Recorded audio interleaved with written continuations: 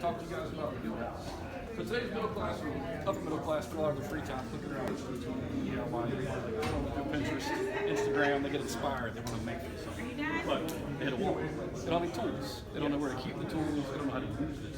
Guildhaus. So we offer a large facility, professional grade equipment. We bring in master craftsmen from around the world. Some of them already have personal relationships with, and we knock down that wall.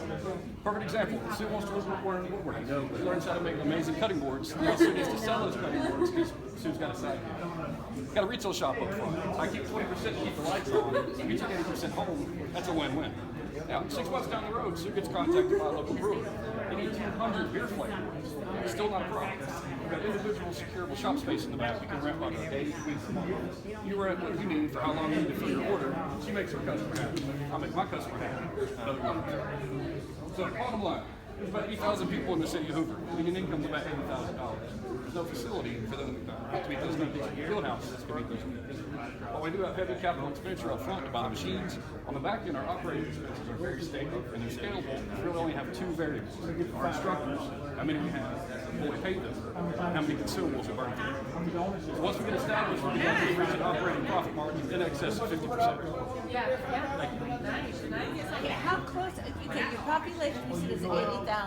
Okay, and that's in a radius of? About 80 square miles. 80 square miles. Okay, what's the next largest city that? Birmingham. And how far away is that? About 6 miles. Very close. Wow. So see, Birmingham is the metro. Right. It's kind of the lower income but higher industrial. So we're a suburb where all the money has fled to. So we bump up next to it and go south. Okay. If that makes sense. Well, because it's such a foodie town. They were already selling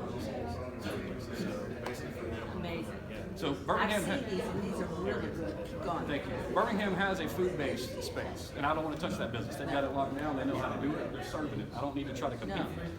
There's another makerspace that is in Birmingham. It's in a heavy industrial area. The suburbs don't feel comfortable going there if they're over 20 years old. They can't serve kids because it's dark. If you take the kids downtown, there's a lot of aspects they can't touch. I can cover all of it because I'm in the suburbs. So, how are you differentiated from like a makerspace? This seems like a little different. Yes, a little bit different. So one thing, like this makerspace that we have, only thing I really do is compared to what I know. So our makerspace has like a 3D printing lab. You come in, you can print your file, and you leave. Yeah. You're using the product. We want to be an instructional location. So there's a whole back end. I want to serve at-risk youth. This is with underemployed, unemployed, disabled. But that doesn't bring money in. So that's my mission on the back. And the mission on the front is to make the money. And so the difference being is, I want a housewife wants to make a wood sign. I don't want her to come in and have to know how to do it. I want her to come in and say, hey, I don't know anything. Teach a man to fish.